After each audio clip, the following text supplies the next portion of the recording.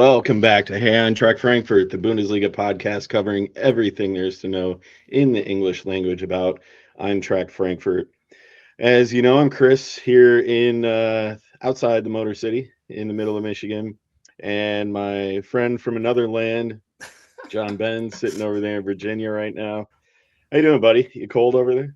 Yeah, it's a little chilly. At least today wasn't too windy, so when I stepped outside, it's like I can deal with the cold without wind, so that's fine. But all my sports teams right now are making me feel very cold inside, which is less than ideal. None more so than the team we're about to talk about today, but all the rest are also Yeah, absolutely terrible. So it just it is what it really is. doesn't help for those that are listening outside the United States or you live under a rock. Actually, it's probably warmer under a rock here in the United States. Some historic cold spell has gone Yeah. through. We had minus 45-degree Fahrenheit wind chills where I live. I've only felt it that cold once or twice, but Yeah, that's I've shoveled crazy. snow 3 times today. I'm done with it. Like, I love cold weather. I hate weather or warm weather. I hate beaches. I hate Mhm. all that shit.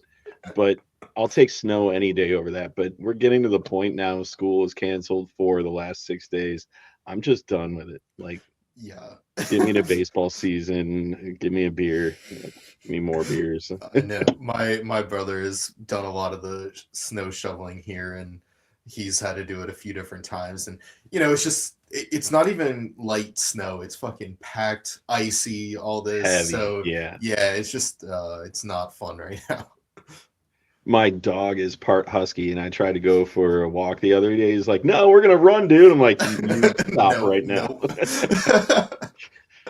All right, but a good segue here. The only thing colder than the weather out there is what's going on in Eintracht Frankfurt land.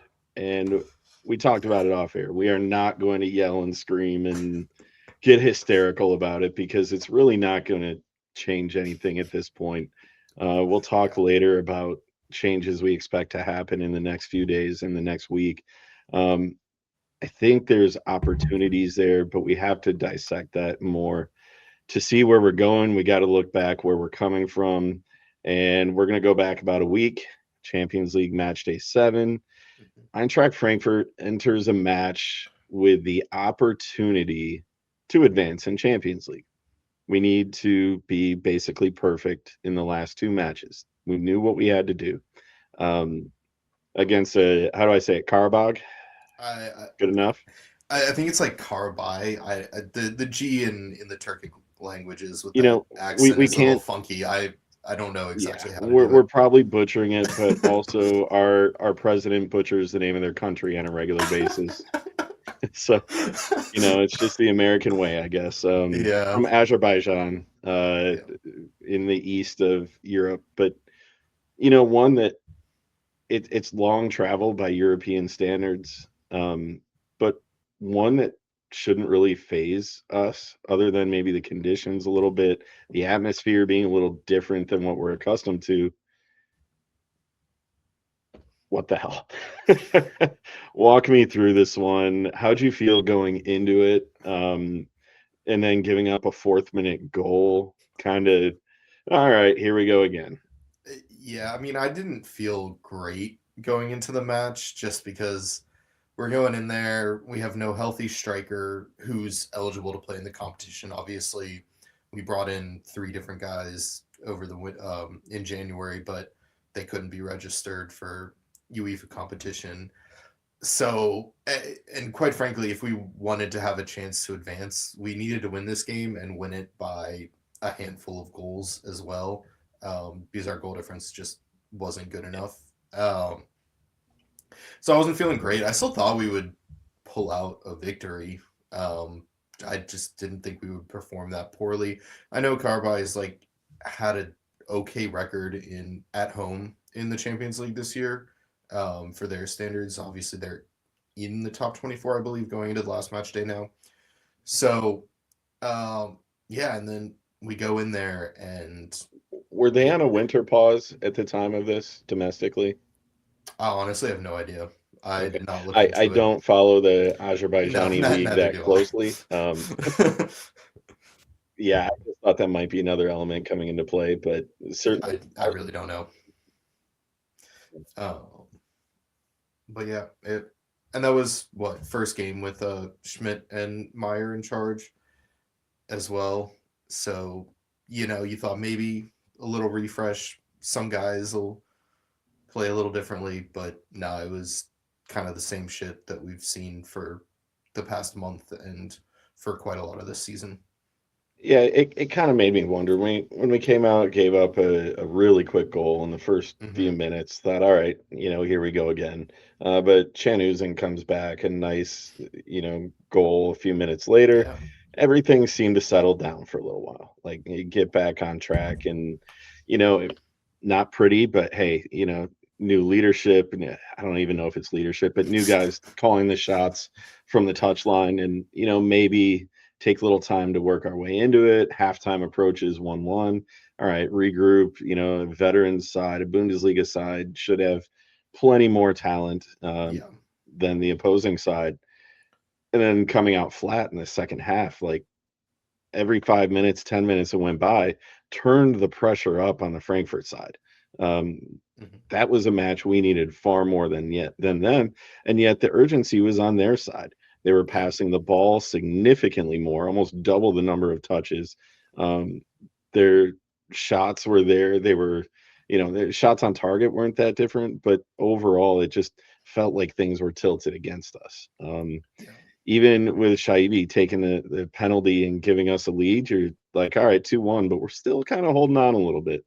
Um, but again, you're the Bundesliga side. You're the yeah. one with 10 times the payroll or whatever I love the banner that their fans were holding up about the payroll and everything.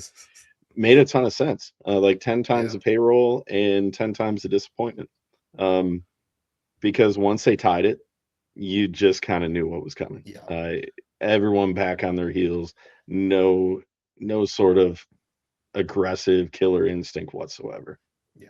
No, absolutely. As soon as I mean, what they tied it a minute, 2 minutes, not even later after we got the penalty, 2 minutes, and yeah. yeah, 2 minutes, and still we had no urgency. I think that was the most annoying part about this whole game was just the lack of effort, of urgency, of just trying to do something almost the entire second half. We got lucky to get a penalty to go ahead, immediately give it up, let them continue to attack, and they come away with like the last minute winner. Yeah. And it, it's not even the loss that's annoying. It's just the way we played, and that's I think the same thing with every game this calendar year so far is like, yeah, we've not played well, or we've lost or drawn to superior sides, which obviously the ambition of the club is to beat them and move ahead in the table, but you can accept it if we at least play decently, but the play just hasn't been there.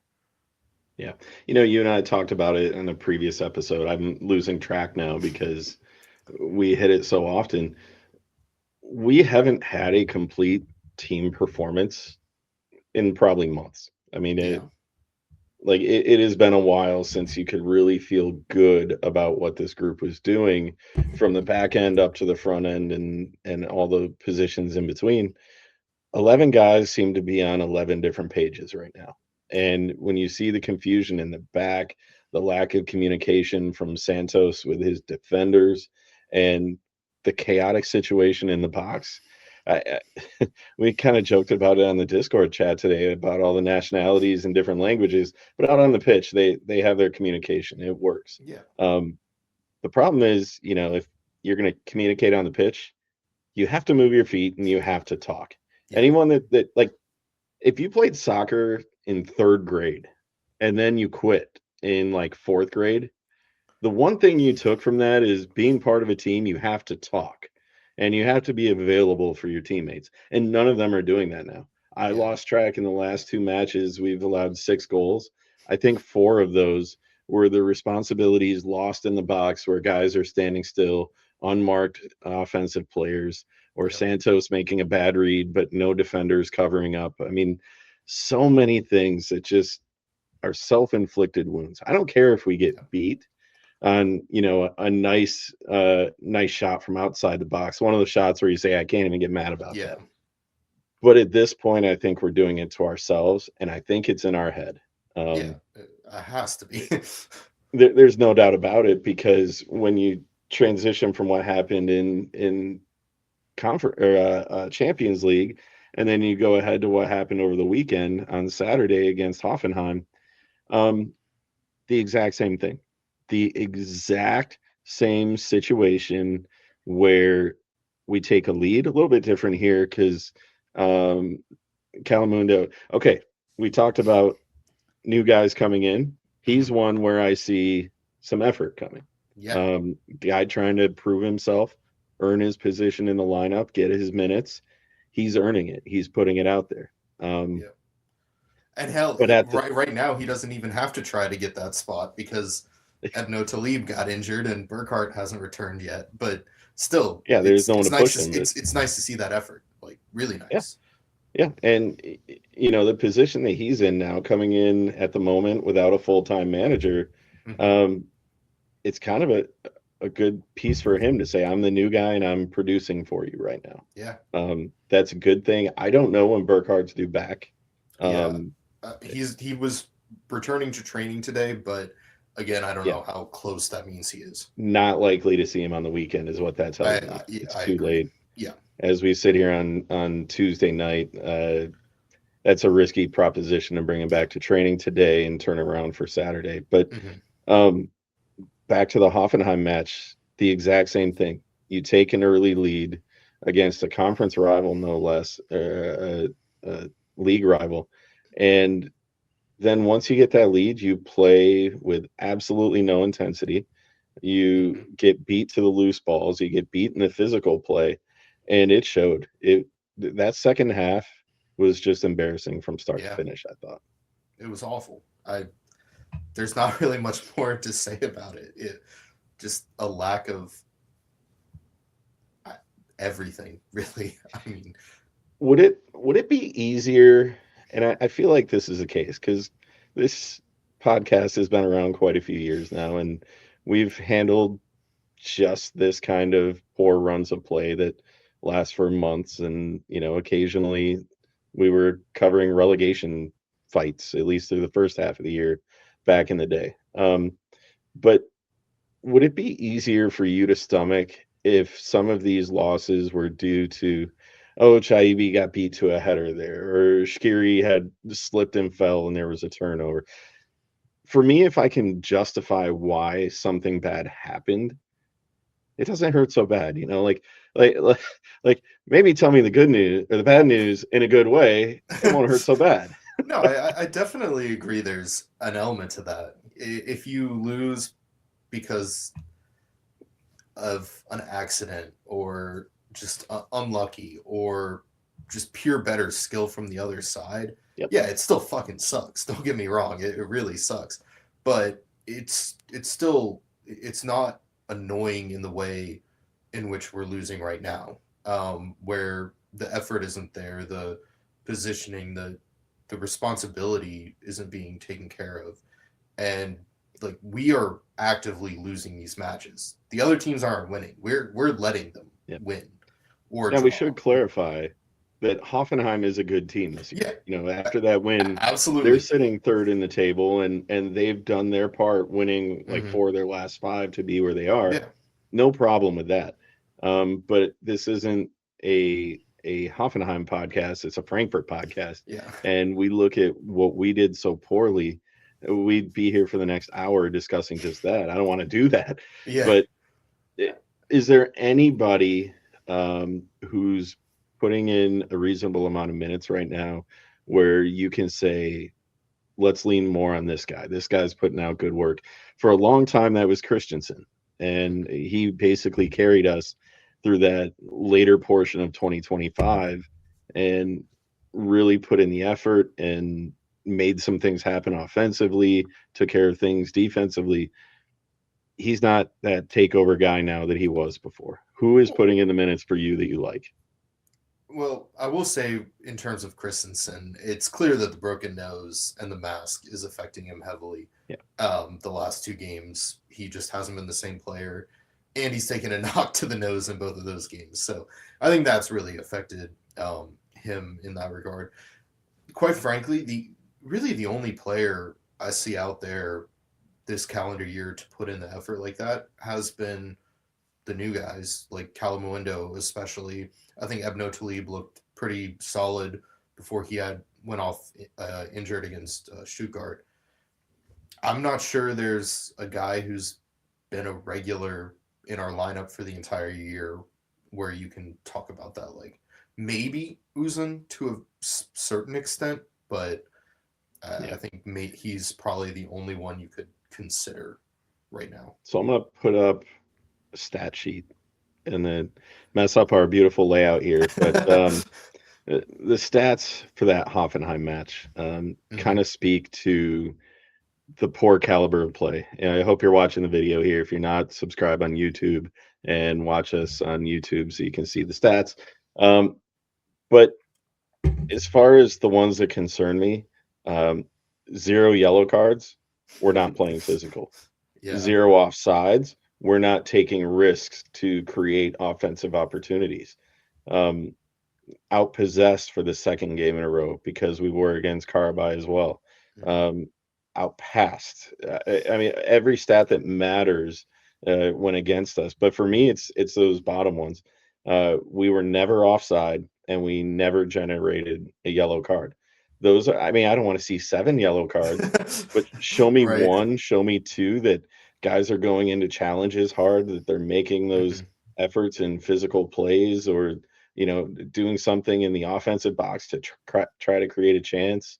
Pull a guy's jersey. I don't care. Yeah. Show me a killer instinct. If we can't stop them by playing good defense, you might as well stop them by taking a yellow card and not even giving them that free break opportunity because too many goals have come from those situations. And as far as the offside thing, like, that we're just trying to play it clean. No, it's that risk taking when you're struggling, especially when you go down in the second half, you go down 2 or 3 goals, you need to take those chances. Yeah. You know, when we're not doing that, our best game with this group has always been the passes up the middle, those seam passes to break a striker down the middle or something, or something off the wing with speed with Knauf. I mean, that's the kind of stuff that we thrived on back in December and November, and now they're not there. I don't know what happened with the Dino Magic that got us qualified. I can tell you, we sold the wrong guys at the wrong time. But something about his magic just didn't translate late in his tenure, and these guys haven't figured it out yet. We'll talk more about that in a minute, but let's talk about what happened around the Bundesliga this week. Some interesting scores. Certainly one above them all, Augsburg beating Bayern. I'd like to say that one matters. With their now that holds their lead at 8 in the table because Dortmund did win. So they actually took advantage for once. Yeah, they made up a few points. They don't do that historically. No. Here's the table on the screen now. That's a lot of red. When you look at the way the table breaks down, there's not a lot of teams fighting to move their way up right now. What is really saving Frankfurt's ass is the people that have been behind us for the last several weeks are still behind us. They're still losing the wrong games at the wrong time that they should be taking advantage of and catching us. But Frankfurt falls to 8th in the domestic table. We didn't cover the Champions League table because it doesn't matter at this point. Doesn't matter. We're out, yeah. We're approaching that point in the year where you're running into teams the second time. The teams that are fighting to move up are going to want it a little bit more. And I pray to God we're one of those. Right now, we're not doing it. But as you look at the table here, as you've looked at it, the results from the last week, is there a group to you that you think is ready to move up quickly, or maybe even like Frankfurt is falling back? I don't think anyone below us screams that they're going to move up a ton. All right, that's good I, news. I, I just, I'm just so unconvinced by them. And yeah, I'm unconvinced by us as well right now. I mean, maybe Mainz in terms of getting out of relegation, but now that they've got Urs Fischer in, but I just don't. I don't know. I Yeah, Gladbach possibly, uh, but I Union just Berlin is just been as bad as we have recently. That winter pause really yeah. messed up quite a few teams, and the ones like us that needed to take advantage of the rest and come out swinging didn't come out swinging. So Yeah. there's teams now that have to take advantage of this transfer window. Whether or not we're going to do it, we'll talk about that in a little Yep. bit. But before we do, I want to talk about the unrest. Um, what is the state of disunity with this group?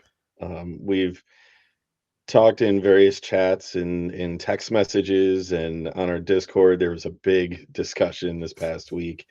Was it Dino's fault? Is it the player's fault? Is it Marcus Croce? If it's not an individual person, is it a group? Is it decisions in the transfer window? Where do you place, well, I won't say blame or responsibility, but why the disunity? And is there a solution to it?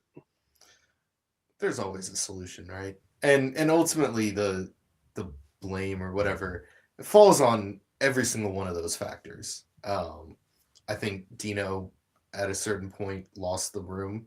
I don't think his I don't think he had the tactical ingenuity and to manage a Champions League level side. I think we even saw that in his first year. There were some questions about his play. Last year, obviously, we played very, very well, and everyone believed in him at that point. And then this year just went to shit. The players obviously don't look good out there. It's only been 2 games since he's gone, so I'm not going to put all of the blame on the players, but they don't look like they're trying out there. Yeah. Part of it's on Croce as well. We needed some reinforcements in defense at a minimum just to give some competition to the guys who basically can't lose their starting position because we have no one else to play. Um, so it's a lot of different factors, why we are where we are. But I do think that bringing the right voice in to be a new coach can absolutely change everything. You saw that with fucking Leverkusen when they brought in Xabi Alonso. Yeah, he's special in a way that probably anyone we bring in will not be. But they were in the relegation zone or whatever with Seoane. You get rid of him, bring in Alonso, boom, you're safe, and then you go and undefeated the next year.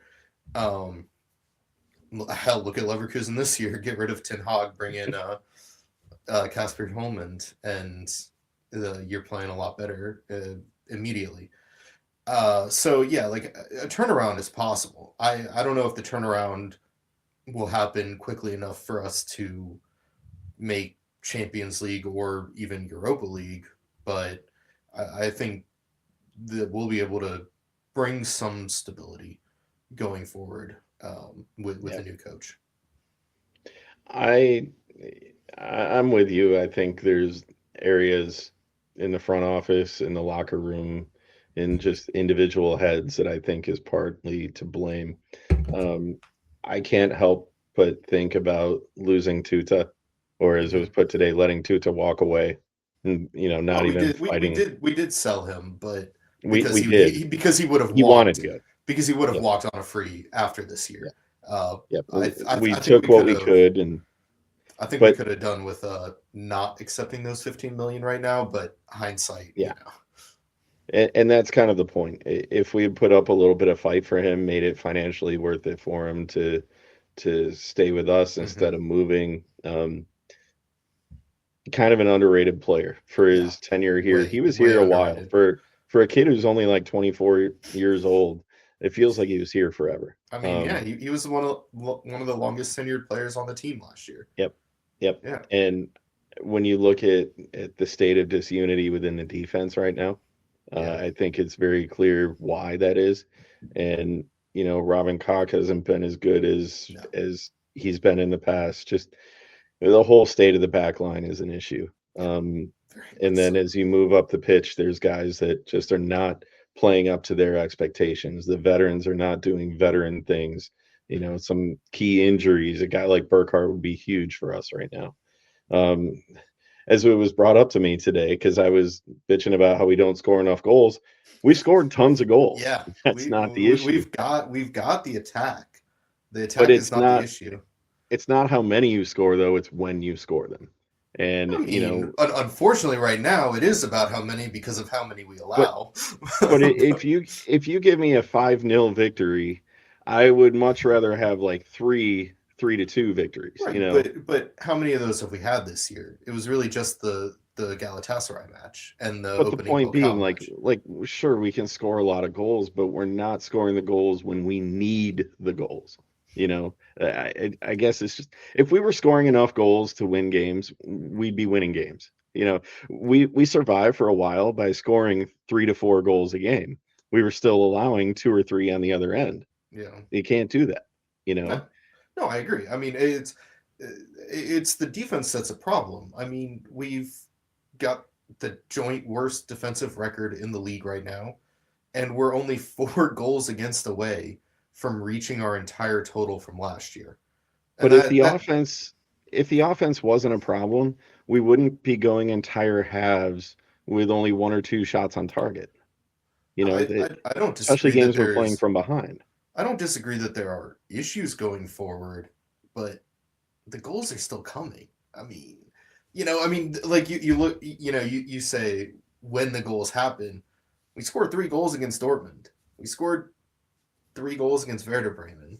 We scored 2 against Stuttgart, who are a very solid side. They're We very still good. lost, and we still lost those, or tied 2 of those and lost one because we allowed. I don't know. I think, yeah, it'd be nice to get goal. Like it would have been nice to get to get a goal against Hamburg to end the year on a win, calendar year wise in Yeah. 2025. Sure, get more than 1 goal against Augsburg the game before or whatever, or get one to tie it up against Union Berlin. Stuff like that. Sure, but I still think stop the goals from going in is the main thing And that is as I hurting. transition from complaining about players to management, having the right players in the right position at the right time is clearly an issue. Mhm. I've got issues with Marcus Crosher selling players at the end of transfer windows. Um, Not a great transfer window in any capacity is going to fix. We'll talk transfers a little bit, but Well, like but this is leading up to this one, not necessarily this one. That yeah, this is part of the transfer this is part windows of of the the past. disunity right Yes, now. we have made a lot of money selling our top end talent, and that is a Mhm. good thing. The sustainability of the business is important. And I'm not going to go on my rant about how I'm a fan. All I care about is winning. I don't care about the money. I Yeah, get the business side of it. But the moves have to coincide with a cohesive group that can overlap each other's needs. yeah, And we sell a player like Marmouche and we're still scoring goals. That's a good thing, a positive sign. A signing like Burkhardt is a positive sign. Um, but when you sell a guy like Tuta and you're not reinforcing with equal or better, right. that's an issue, especially when it went down. That is a major issue for us. And you had a window in January to go out and get an equal or better player than Tuta was. And it's January 27th. That hasn't happened yet. Yeah. Hey, you know what? I'm moving up. We're talking. Talking transfers. We're All talking right, transfers right now. fair. We need it. We need it. We need Yeah, transfers right now. yeah. There is And I don't think no. any are happening though. That's well. I've got a graphic for that too. Oh, God. Who's the boss? Like, I have a theory that part of the transfer purgatory we're in at the moment is because what is the coach on the pitch want? What formation is he going to run out? What positions are critical need for size versus speed versus left foot, right foot? All those things matter up in the coach's mind. So Yeah. if you bring in John Ben to coach this side and he prefers this player at this position, well, usually you can't come in right away and say, what do you want? What do you need? Those discussions happen in the process of being hired. Now you're bringing on a coach in the middle of a transfer window. These things should happen in parallel course. Am I crazy? No. And I think that it almost would have been a good thing if we had just lost that match against Augsburg, lost that match against Haasval. You get rid of Dino before the winter window even begins. That way you have a new manager in from the start with a clear vision for an entire month, month and a half or whatever, to bring in the players that you want and that you need. I think that, those questions with Dino were happening before the end of 2025. Yeah.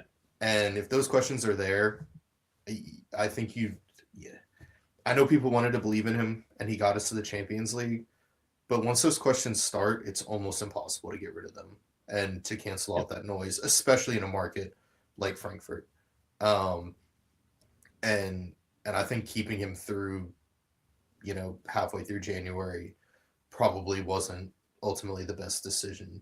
I'm not sure how much it would have changed the transfer strategy, just because I think it was clear that we had to bring in a couple attacking players due to, Wahi going out on loan, Beshwai getting injured, and Goncom probably leaving on loan and, not being good enough anyway. But in terms of, defense and midfield, what does a coach want? How do they want to structure the lineups? Absolutely. I think that you need some sort of cohesion between your head coach and your, sporting director, or Croatian board member for sport, whatever, And as we talk about who's the boss, we've heard some rumors, some names out there. You've read some new names today, and as we're recording this on January 27th, late in the evening, there's rumors we may hear a signing quite soon in the next day or two. Can you go through that process with us? Are you up to date on the who's who? Have you done your Wikipedia research? No, absolutely. So obviously every name that was thrown out early in the this whole process, a bunch of German names, a bunch of Bundesliga retreads, all of that. It's not going to be any of them. Thank God, it's not going to be. I like that too. Yes. Yeah, I'm glad it's not. I mean, look, Marco Rosa was the big name attached, and the sad part is I'd take him over any of the other retreads. That's how low the bar is for that group of guys. So how many times does somebody have to get fired before the rest of the league is like, yeah, we don't want to take you on? It's an old boys club, Guys are always going to find a job. It's crazy. Let's talk before we talk about the names, because all of the names that are on the board right now appear to be those without direct connections to Germany, and I think one is coached or played here in the past. But I think it's one thing to note. There's the unique aspect of the language situation, because the Bundesliga is very proud of its German identity, and it damn well should be. But a lot of the clubs prefer doing their business and their day-to-day operation in German, and they should. That's the language of the country. But as a Frankfurt fan, as an international club, my priority for a new coaching hire was forget the German connections, get the best coach possible. Period. Wherever that may be, whatever country they come from, whatever their background is, we'll figure out the language barrier earlier. We got like 14 nationalities on the side right now. We'll find a common language somewhere. I think, and that's the most important thing too when it comes to the coach for our team right now. This team is not a majority German players. Yeah, there are a lot. Don't get me wrong, but there are a lot of players who are not German, probably don't speak much German at all. So I don't think that, language should be any bit of a barrier Well, in terms of think who you're hiring, for us at least. think about it. We talked about it earlier. They're not communicating on the pitch anyway. Why do we need a common language? This should fit right in. John, you could go coach right now, and I've heard you Right. coach. Yeah, no. So, the names that were kind of linked more recently were Copenhagen's Jakob Niestrup, very young guy. He was like the guy a couple of days ago. Apparently, it won't be him. The other name that had been linked for a few days pretty heavily was Shadel Knudsen, who's the Bodo Glimt coach.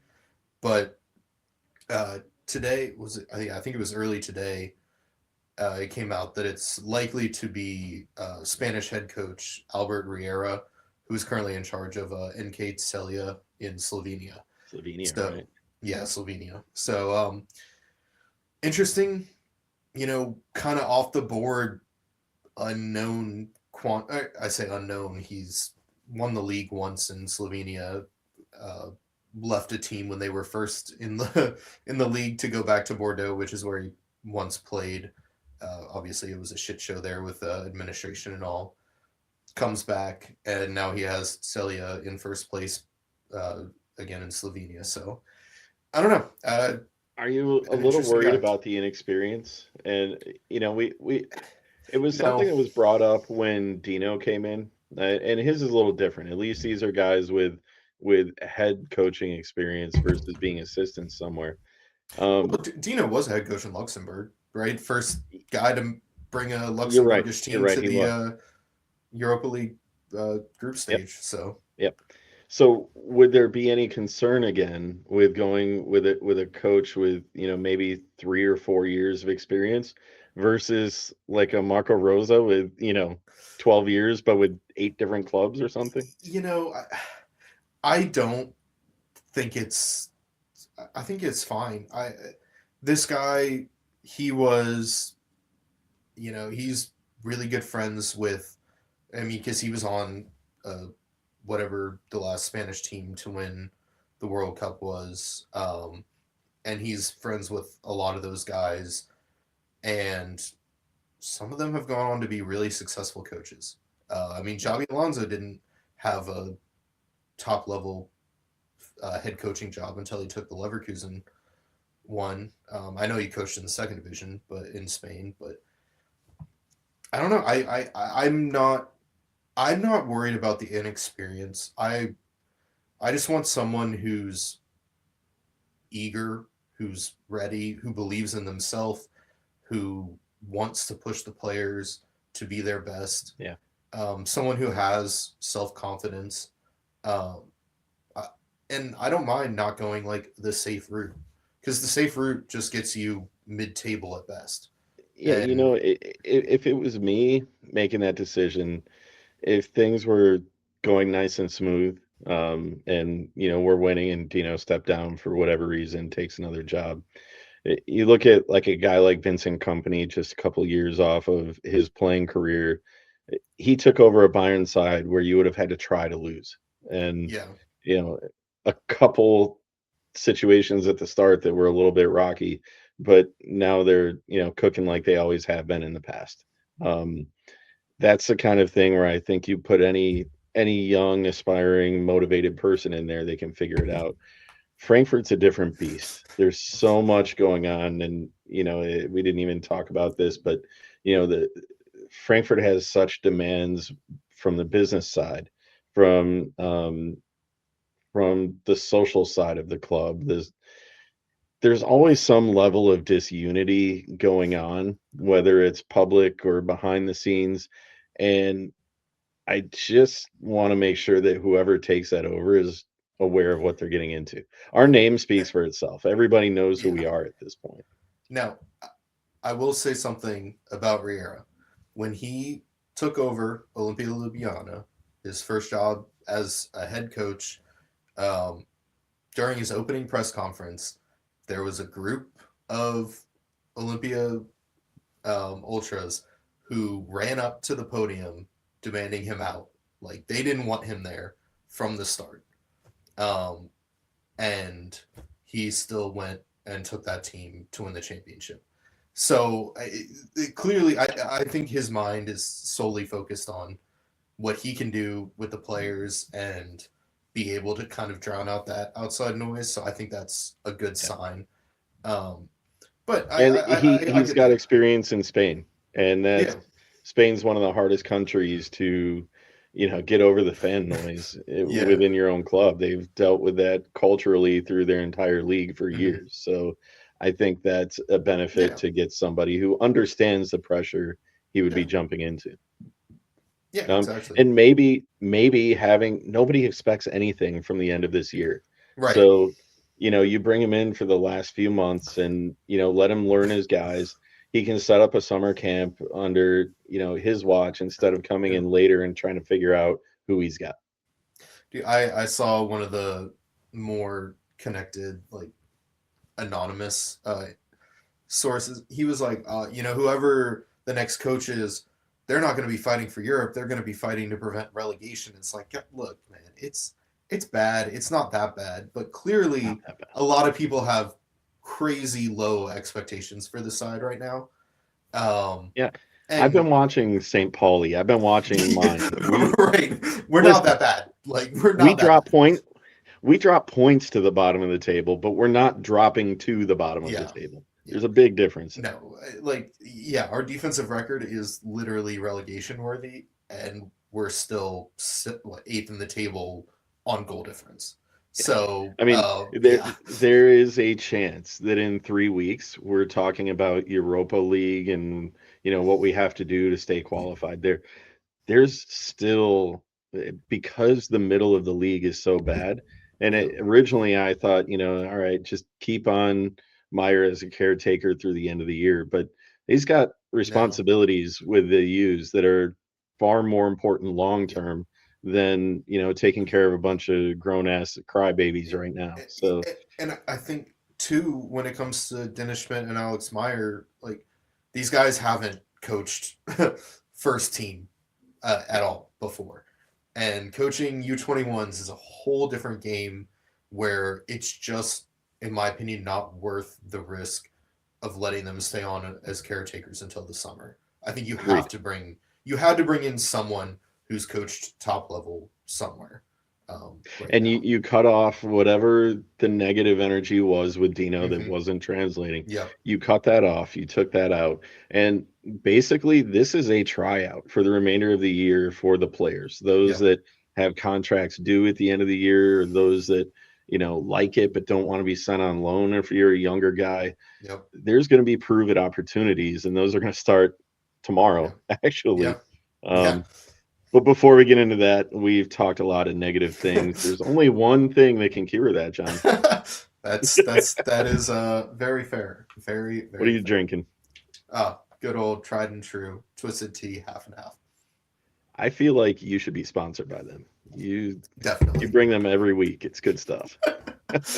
I mean, it's easy. I get a tall boy. This will last me the whole episode, so it works. So I'm going to be on one brewery for about the next 4 months, because I was out in Madison, Wisconsin last week, and I went to New Glarus Brewing. For my money, the best brewery in the United States. I don't know if you've ever had a chance to have their stuff. I can't say that I have. So it's employee owned. They're expanding their brewing operation, their tap house. We met some people there when we were at the brewery that flew in just to visit. It's that good of a trip. That's crazy. I mean, like, literally, I sat there tasting, and I was like, I'm not leaving till I have a bad one. I went through everything they had available for sample, and I still didn't have a bad one. It's good stuff. That's awesome. But I'm drinking their Tail Wagger Amber. The Spotted Cow is their most famous one. The New Glarus Spotted Cow is outstanding. But man, really good beer, really cool people. And I want to go back in the summer, because when it's like -10, it was miserable out. But they got really cool space out there. Shout out New Glarus Brewing, awesome stuff. So, and it's getting me through this episode, and I haven't gotten that mad yet. We have not gotten too mad at all. This could have gone very poorly, but I think Let's at this take a point, turn. I'm going to try to keep it upbeat. All right. Champions League, match day 8. Oh yeah, keep it real upbeat now. Oh God. Well, the good thing is, the Champions League run is about over. And as happy as we were after match day 1 and that 5-1 victory, the screenshots of us at the top of the Champions League table. I watched that with Garrett, and we were literally like hugging in the parking lot. We were like, this is it. We've come a long way through 8 match days. Yeah. There is no chance of getting to the Champions League playoff. We're mathematically eliminated. For me, this is a salute to Timothy Chandler. Thank you for many trips to Europe. Let's run him out there for 90 minutes. But beyond that, salute for everyone else. It's a trial. It's what do you have to offer me? How badly do you want it? If you're willing to play in this match and give your body and give your effort when it literally means nothing, you have the opportunity to earn playing time in the Bundesliga. That's how I look at it. And you may be trying out for your new coach, whoever that is watching. Yeah, I fully agree. I think if we didn't have a new coach basically lined up at this point, I would have said play all the kids. Like fuck it, throw Staff out there, throw Dills out there for 90. Just give them a chance. But considering we're reportedly very close to an agreement, he'll be watching, and he'll need to see some first team players. So we can't quite do all that now. If we're losing by like 4-0, sure, throw those guys out in the 60th minute. It's a real possibility. But I do think you got to play Timmy. You have to. Christensen clearly needs a break right now with his nose. Timmy has just been the man for his entire time here, and deserves to get a run out. I mean, hell, Dino gave him a run out in that last group stage match in Conference League, and hell, Timmy got an assist in it. So why not? But yeah, I have no expectations for this game. I just it's a little concerning too, and when we look at the opponent in Tottenham, that they have a lot to play for right now, and that's a little bit concerning to me because they're positioned 5th in the table right now in Champions League, but Chelsea sitting in that 8 hole is 13 points, only 1 point behind. So there's really, going back to they have 16. To win. They have to win if they want top 8. Dortmund's sitting at 16th on 11 points. Everybody is in play basically from 16 up to 5, and there's no excuses at this point. If they don't win tomorrow, they're probably not advancing. So they're going to come out guns blazing with their full vibe. Huh? They'll advance. Just they'll have to play 2 more games. Yeah. But I get it. And I think given Tottenham's current season, their league form is absolutely atrocious. They definitely want to advance top 8 and not have to deal with another 2, 3 games in a week situation. They don't have any easy days in England already. Trying to work their way back up the table. They're not going to say, hey, let's throw 2 extra matches on the schedule to make that happen. No, exactly. So, they're going to come out trying to win this game. And to be fair, they also beat the shit out of Dortmund the last match day, right? So, they could easily destroy us. It is, as much as the result tomorrow doesn't matter for Frankfurt, it kind of does, because you're looking at the quality of the player, you're looking at who's trying. But there's also financial incentive too. If you get a win in this, that's like €1 million. Get a draw, that's 500,000. No. If there's any sort of financial takeaway from this, they should split it amongst the supporters. Absolutely. For the hell they put us through right now. For the 40,000 that are going to go instead of the full 60,000 though. Do you think it's going to be that bad? I was thinking about that. I think by the time game time rolls around, it won't be that bad.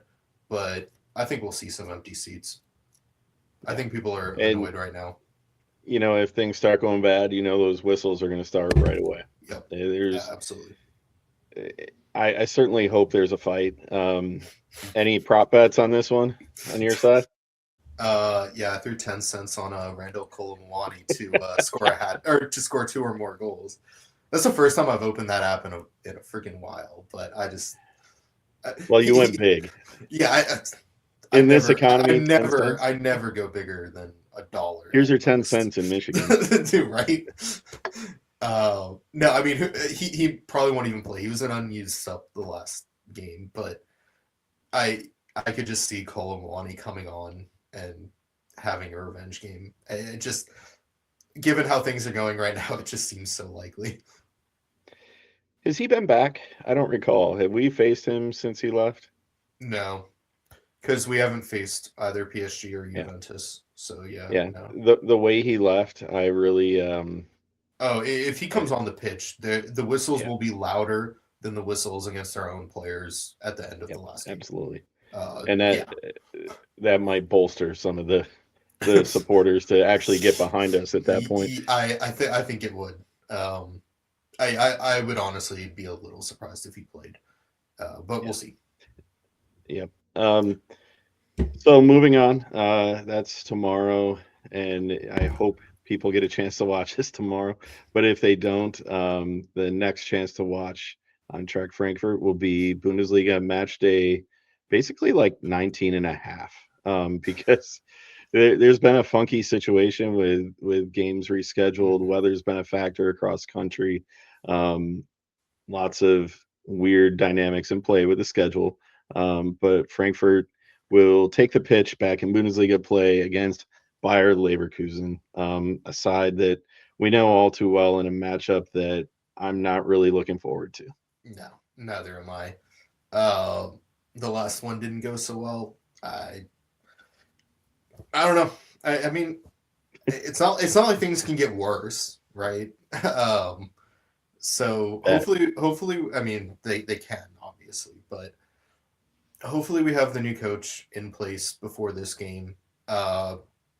There's only so much he could do in that span of time, but I think just having somewhat of a refresh would be nice before having to face a really good side in Leverkusen. So we mentioned it before when we were talking about the transfer window that ends this weekend, and it's one of those things where you hope you have a coach in place in the next 24 hours. He gets to see his side run out there, and him and Kroosha can have a sit down about the list of players available, what they're willing to spend to save the season, save the European chances. It's not a must win. They're above us in the table. We're not expected to win, but it's one of those where a win in these circumstances with your new coach there, whether he's on the sideline or up in the box watching, the value to this win would be way more than 3 points for me. Absolutely it is. If we were to come out and win this game, it sets a tone for the rest of the season. We've dropped points against the teams above us to start this year so far. If we can get this, you're suddenly 2 points out of a Europa League spot instead of 5. You're only 4 or 5 points out of a Champions League spot instead of 8. It means a lot if we were to be able to come out and win this. I'm not saying we will by any means, but you guys need to prove themselves. The team needs it if we want to have the mentality going forward to be able to push on for a European spot. Yeah. I think this is, I don't know if I'm being hyperbolic, the biggest game of the season coming up. It's kind of. Now you sound like a hockey coach. I know. The next game's the biggest game. Well, I know, but it's like it's the last game of this run of teams above, right above us in the table, until we have a little bit of a break in that. And it just feels like we need something to change right now. Have something go our way against someone better than us. Yeah, you're 100% right. So I think that it could be a pivotal moment in moving us upward. I don't think a loss is going to be pivotal in moving us downward necessarily, though. So like I just let me tell you where I see this being a big deal as far as Europe goes, a possible must-win situation. And I'm not inviting Brian to talk about coefficients and extra places because he'll be like, no, we could actually get 13 teams in. Love you, Brian. But the table is in a unique position this weekend because Stuttgart plays Freiburg, and we're tied on points with Freiburg right now. If we can leapfrog Freiburg and gain 3 points on Leverkusen, who's in 6th right now, suddenly, they are. Yeah, suddenly we're only 2 points out of that 6th spot, and we're winning, and we're bringing in a new coach. So it'd be a dramatic emotional twist or turn compared to where we've been. So I certainly don't think it's going to happen, but I hope these players recognize that those goals on the table of returning to Europe, and Kroosha said this week that that's still the goal. Nothing has changed, and that's why moves were made when they were made. So absolutely. And look, we're closer to Europa League than even the first place outside of the relegation zone. We're not we're far off from a Champions League spot, but it's theoretically in reach. I don't know if we're going to get that, but Europe is very much still within reach this year, even though it doesn't seem like it. And I'm fine with making Europa League or making Conference League. I know you don't want anything to do with the Conference League, but it's still nice. I get it. The money. The money in the Conference League is not much, to be fair. Yeah, but it's nice to be in another competition and give more playing time to more players. Exactly, and I respect that part of it.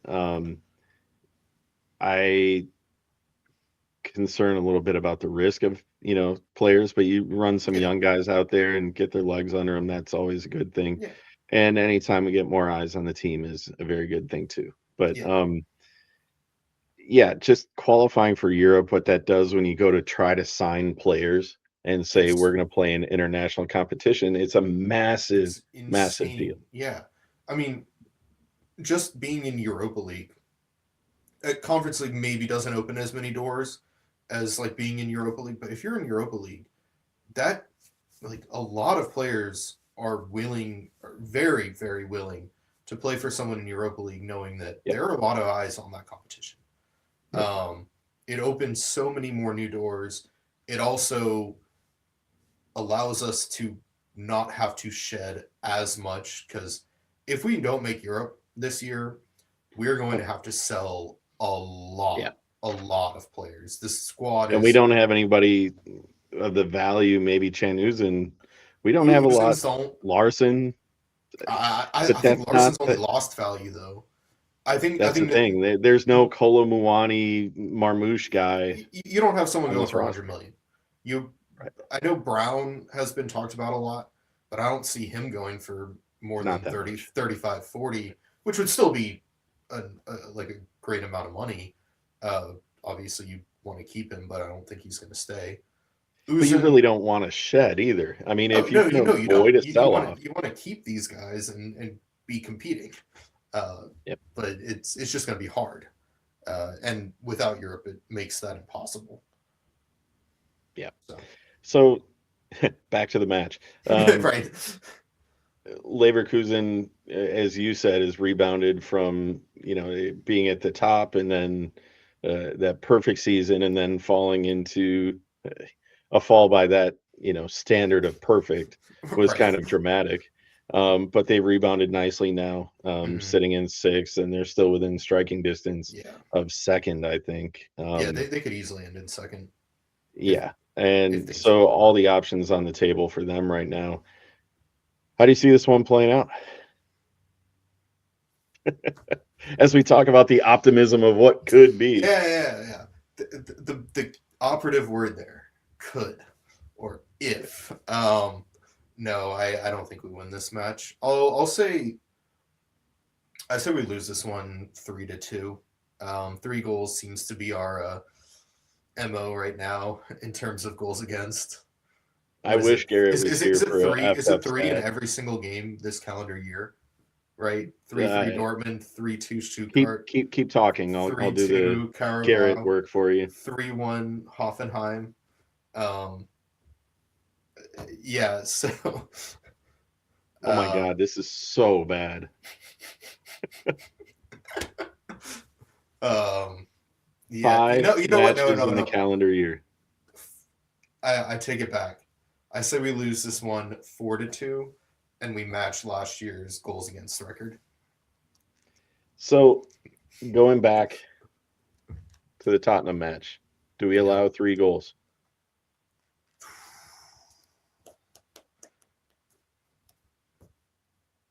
Honestly, Do I we say keep the no. streak No, I, alive? I I say no. I think we allow 2.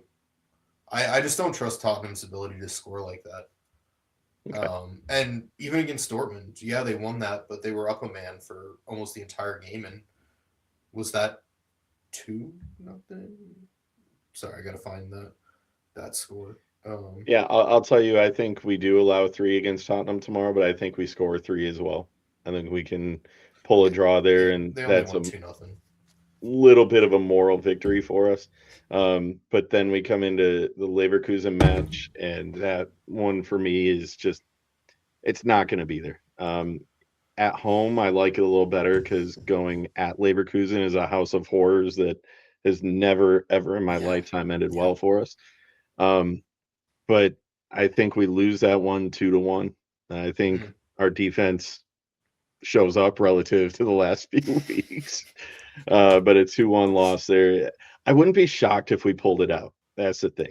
Um, it's one of those weird situations where after you drop so many points to the bottom third of the table, then you come back and win here, and you're like, well, fuck. Why did we waste the last Hey, 8 weeks being so bad?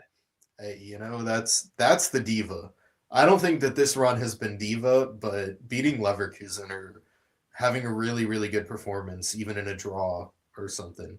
The thing about her, That's and we made it an hour without mentioning her name once. because I The don't think thing she's about her, applicable right now. as ugly as she is, there's a beautiful side to her too. Hmm. Yep. And sometimes to see that beauty and how pretty she is, you got to go through what we just went through. So Yeah. who knows? I don't see it, but John, we Yeah. got one more match to cover. Oh, That yes. one will be happening on Sunday, 12:30 Eastern time here in the States, 18:30 in Central European time. The return of the Frauen, another Yes. league that's been Well, decimated by winter weather. the slightly delayed return as our what was supposed to be our return against Hoffenheim Yeah. this weekend got delayed, and so that won't be played until I believe midweek next week, February 4th. Yep. And So, it's messing with streaming schedules and all that oh too. yeah, we're not going to be able to watch that match at this point, I'm sure. Yeah. If you find an illegal stream, send it to me. I want it. Um, Right. so, Return of the Frauen, it feels like forever. Last time we saw him was a Yeah, nice it's been way 4-1 too long. victory. SGS in that one back in like December 19. Yeah, yeah, mid December, over a The month. women's calendar, we talk about it every episode, needs to be revamped. The breaks are way too long. Can't help the weather, but it's Yep. brutal. Really tough matchup, I think, because we don't know what we're going to get. I mean, coming out of the break, I'm comfortable the way we went into it, but I don't know. Leipzig is lower in the table, but they've fought a couple of teams really hard. We've had a couple surprising victories this year that I didn't think we had any chance in, but yet here we are mid-table with 7 matches to go. Hey, Every single match from this point on out, we need to win. what are we? 1 point off of third place if we win this one, though. right? Yeah, but there's I mean, still other it teams depends with on matches to be Hoffenheim, played. but Hoffenheim with but 14. but then we play Hoffenheim, so um, I I don't really trust in Leipzig being that good, to be honest. I know they put in a few good performances here and there, but They they haven't lost. won since November, if my Yeah, and homework was accurate. they lost. Fudala and Andrade over the summer. Those were two of their most important players. So, uh, yeah, I think I'm a little hesitant because of how bad we were against them last year, and yeah, I think there's just kind of a no, no, hangover that they've got our number. I fully understand that because yeah, we have not played them well in the past, but I do think that this is an extremely winnable match. Yep. I'm very excited for Sarah Dorson to be back out there with us. Yes. Her coming back is absolutely massive. When you asked me before the winter window began, what were my two wishes for the Frauen? It was a coach and a center back. Well, we got one of them. So and one who obviously she was incredible for us before she left for Angel City for half a year. So I hopefully think she she's comes back. actually gaining Sarah Dorson back is more important than Like just replacing. bringing in a new center back, Well, or yeah, but I mean specifically one that already knows yeah, the system. Sarah Dorson is, she was gone for what, 5 months yeah, of league time. yeah, I exactly. mean, she knows the system. She knows what to expect. She knows the players on the squad. She doesn't have to acclimate to new city and all that kind of thing. She Yeah. went on a little vacation, and I'm actually proud of her. She got some of that, California sun. Now she's back in dreary Frankfurt, and she's going to do amazing things to right the uh, ship here. I absolutely loved.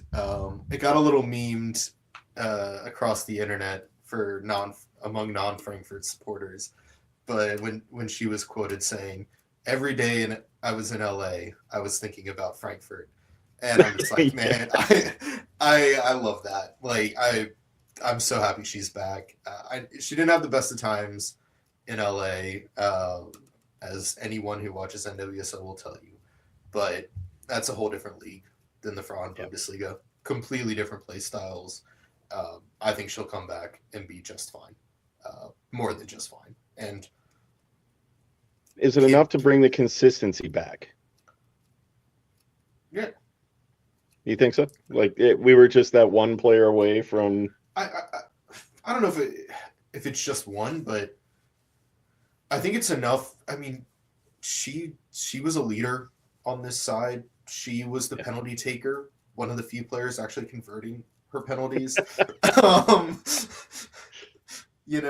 Our historically good striker is banned from taking penalty kicks. Oh God. but no, I mean seriously, like that's a part of it, and she was converting her penalties. But everything she did on the pitch was so important for us, and I think that by far the weakest part of the Frauen side so far this year have been the center backs. I know Altenberg in goal hasn't been ideal, Yeah. um, but hopefully Winkler will be back soon enough, so we can finally see her play for us. But other than that, like the position on the pitch we need the biggest help in is in center back, and I think bringing back a player like Dorson there, it Yeah. I don't think second is necessarily in reach at this point, but I think it brings third right back into play. And third gets you in Europe this year Mm-hmm. solidly, no playoffs, and that will go to the new competition or Champions League You know, playoff. I don't actually know. This is I why we didn't, need I didn't look Brian back. into it. I did not look into that part. We'll have an answer next week, Yeah, yeah. especially if we win. Because if Frankfurt wins this weekend, then we're right back in that It's position. right. And We're right back in it. Yeah. yep, yep. And having that match against Hoffenheim coming up is going to basically make or break the season Mm-hmm. now. With only 7 weeks left after this, Yeah. the expanded league season doesn't really seem that big now that we're past the halfway point. And It's still only 14 teams, right? Like yeah, it's not a long season. yep. It's long because of the long international breaks, but um, Yeah, in terms of actual games played, it's very, very short. Yeah. We made it through this episode with one F-bomb. For how negative it was, it wasn't that bad. I don't even know if we need the explicit tag for one. That's pretty Probably good. not, yeah. We're basically better than a Green Day album right now. Boy. Speaking of American idiots. So, John, we made it through this. The only way to go is up. And I think that's the solid takeaway here is that, like, things are dark, but if you've been around here for more than 9 years, you've seen darker sides. And that's something we have to keep in context. I mean, when I first started coming on this podcast, we were thrilled to finish 13th in the league and then 11th. And somehow we won Europe that year. Like, this is not uncharted territory for the fans. We just have to remember that as we go through it, that ebbs and flows are part of the fandom. So it's part of who we are. It's part of the realities of being the club that we are. Not everything is all roses all the time at all. You have to be on a different stratosphere than Eintracht Frankfurt for that to be the case. And if you're looking for another club, go to Mainz, because I want nothing to do with you. Like, this is the greatest club in the world. I don't care how miserable I am every damn weekend, or 17 weekends a year that things don't go my way. It's worth it. It's worth it because we felt the highs, so now we're feeling a little bit of the middle. It's not even a low yet. It's not a low. Middle. No, it's not. Let's not overreact. Let's keep our heads straight, and we will get together next week and talk about it all over again, right? Oh yeah, absolutely. Appreciate you talking today, John. Where can people yell at you and talk about your horrible prop bets? Damn. Yeah, you can find me on Blue Sky at johnben.bsky.social or on Instagram at johnben33. No more Twitter for you. I'm on there, but like I'm only on there during transfer windows because all the fucking sources haven't moved over to Blue Sky yet. So like they're all on Twitter. So I only go on to look on there. Like I don't interact with anything else. I don't post on there. Since we've blown the clock out, let me tell you this. Mark Zuckerberg turned my Facebook back on and I didn't even know it. Isn't that the weirdest thing? Oh my gosh. They're like, no, there's no security breach. You reactivated Facebook. I'm like hell I did. Social media scares the crap out of me right now. It's scary. But if you want to yell at me about my picks and my poor management of our graphics today on YouTube, hit me up on Instagram at Chris N. Monroe, or ride with me on Peloton at C in the D 313. John, I signed up for a half marathon last week. Fuck yeah, hell yeah! You gonna come out here and join me on the run? No. I think I would die after quarter of the way through, probably. You'll drink the beer and wait for me at the finish line. Dude, the last time I ran was in, I believe, October. My friend and I ran back to our place from the bar, and that's the last time I've actually run. That's a great way to do it. Yeah. So. Well, I'm getting back into hockey playing shape, so I got to start somewhere. That seemed like a good place to start. So. Hell yeah. All right, man. It was good talking to you. We will do it again next week after 3 Frankfurt matches on this weekend, and we will recap it all right here on Hey Eintracht Frankfurt. Thanks for listening. Till next time. Tschüss. Hey, Eintracht Frankfurt, la la la la la la. Hey, Eintracht Frankfurt, la la la la la.